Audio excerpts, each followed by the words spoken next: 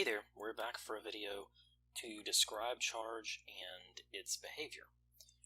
This is going to be a qualitative video, so we're going to be describing the qualities of charge, not the mathematical aspects of it, which we'll get into in the next video. So we'll start off by asking, well, how do we talk about charge to begin with? How do we label it? We will be visualizing charge in this way. Now, I have a positive charge here with a plus sign and a negative charge with a negative sign.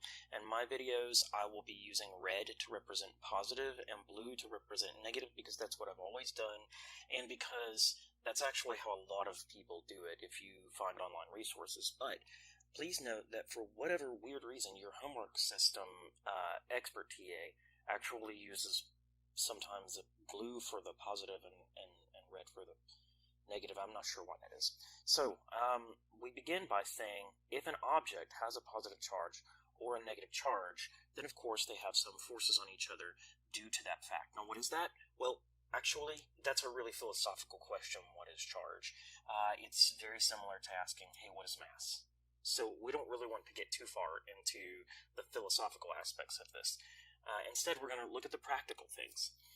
We label charge by the letter Q. Now, sometimes we label it with a big Q, and sometimes we label it with a little q, and I get asked this question very often, what is the difference between the two?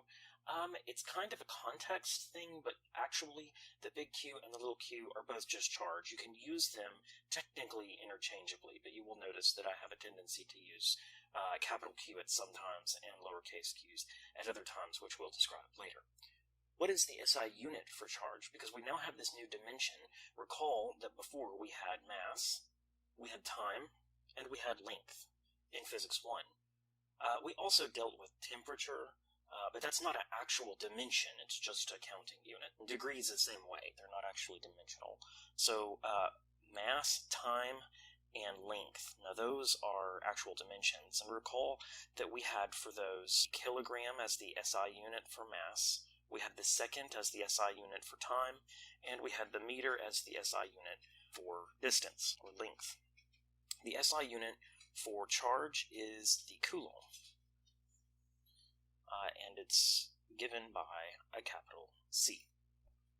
So we now have 4 base units. Before, recall when we used force, those could be broken down into kilograms, meters, and seconds, and we will now have another set of units based on the coulomb.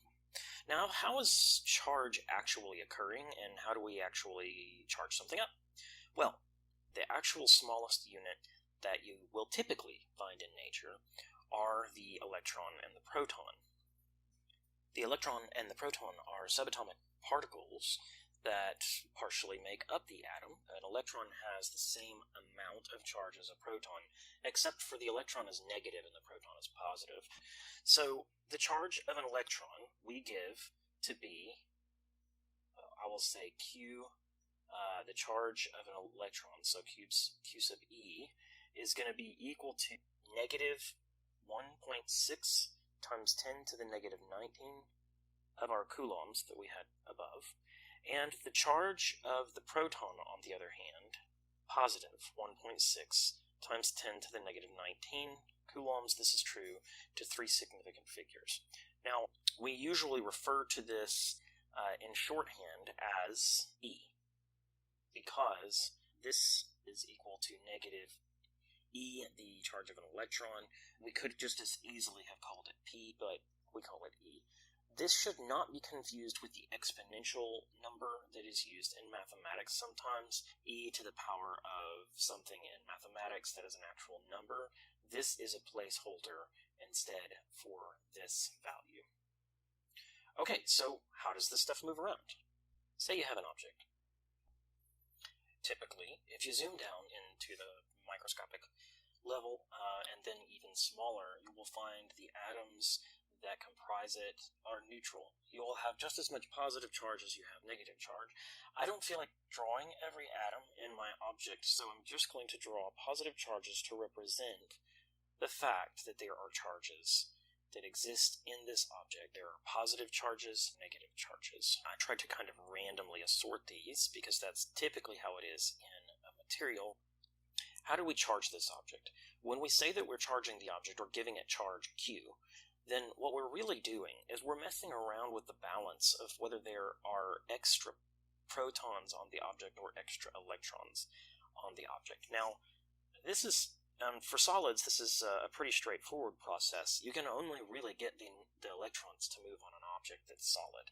Now, because of this, you're still able to charge this object either negatively or positively. How do we do that? Well, if we bring another object in, and let's say our object is negatively charged, how did we get it that way? We'll talk about that later. As we bring our object in closer to our first object, then what we'll see if we tap the object is that we may be able to release some of the negative charges onto our first object.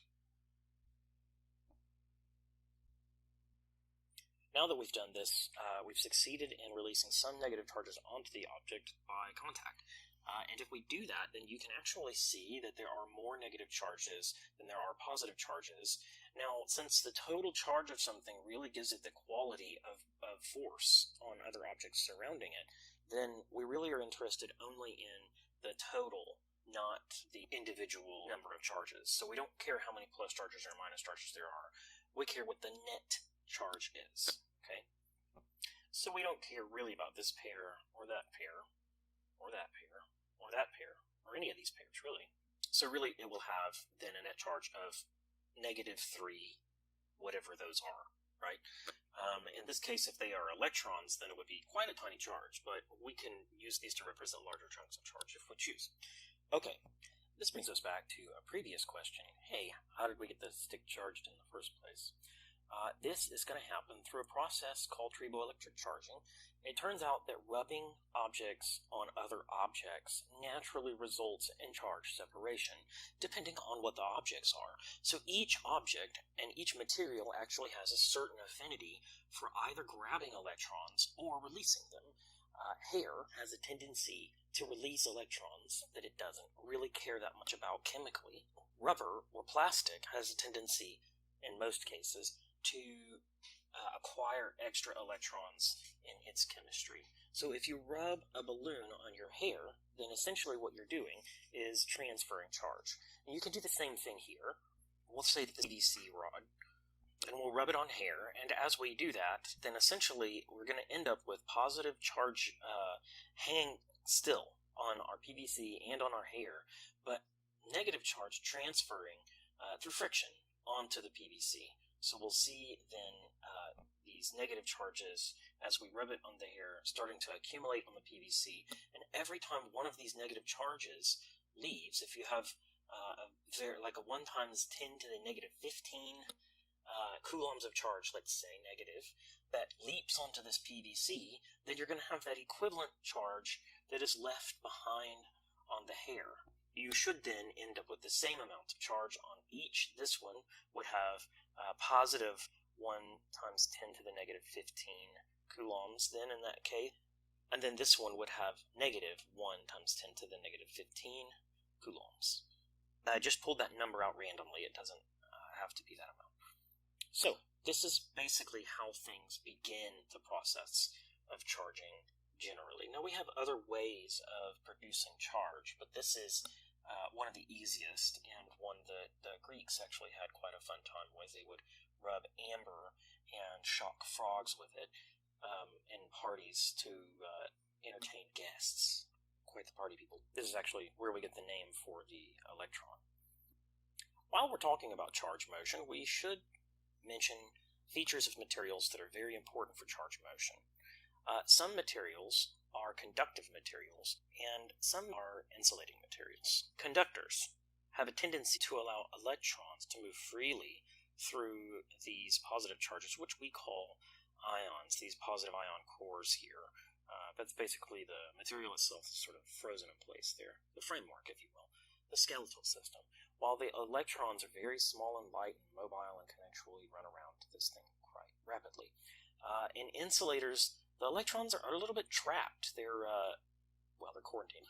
So, if we have a positive charge that comes near our objects, then we're going to see 2 entirely different behaviors. Now, in your common sense, you should be saying immediately that this positive charge is going to have the influence on the material that it will try to repel all the positive charges in the material, and it will try to attract all the negative charges in the material. But remember, conductors allow charge motion, so what you see in the conductor is going to look something like this. So that what you see is a net positive charge on the left and a net negative charge on the right. This is called polarization. Now, for insulators, it's certainly going to try to do that same thing, but it's not going to succeed. What you'll see is something that looks a little bit more like this. Now, it doesn't look like it's made a hell of a lot of difference, and as a matter of fact, it certainly did not make as much difference as it did in this conductor. But one thing that we did notice here is that the average location of the electrons here is about right there, while the average location of the protons is about right there. So, you can see that there is a polarization effect that has occurred in the insulator. It's just not as severe as that of the conductor.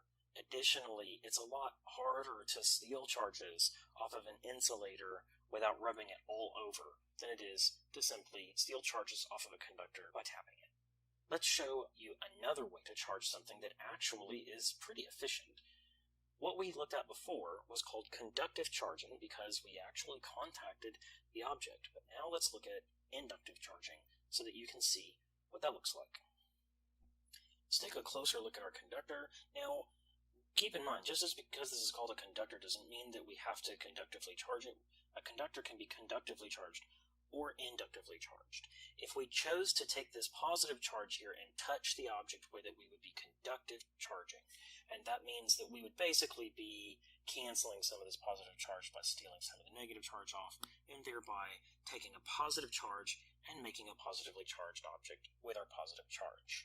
Inductively charged objects work a little bit differently. In order to inductively charge something, we don't want our charged object to actually touch our polarized object. We bring it very close to make sure that we can separate our charges like this, and then what we do is give the opposite side a chance to transfer charge. So you put your positive charge over here in this case, and then you would touch this. You can actually just use your finger to do this. You don't have to actually use like a metal wire that's stuck into the earth or anything like that. Although that would work quite well, essentially what you're doing is allowing charge transfer over here on the opposite side.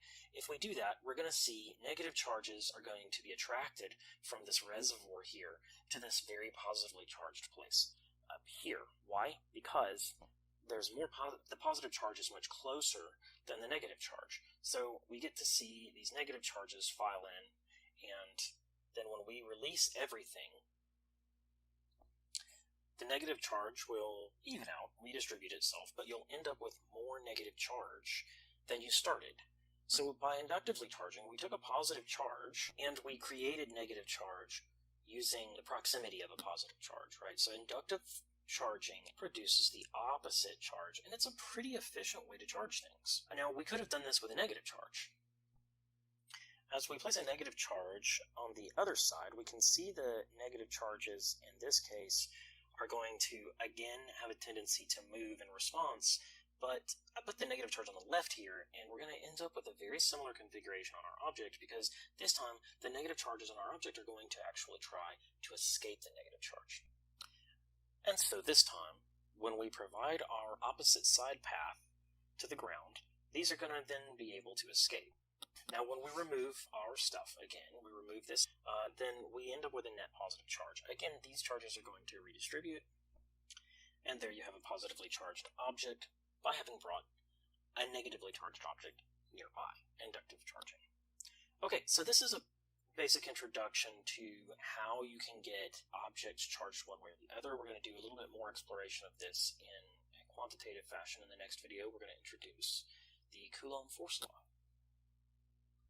By the way, if you want to see a better representation of what it looks like when you supply a positive charge nearby, it's going to look actually a little bit more, polarization is going to look a little bit more like this.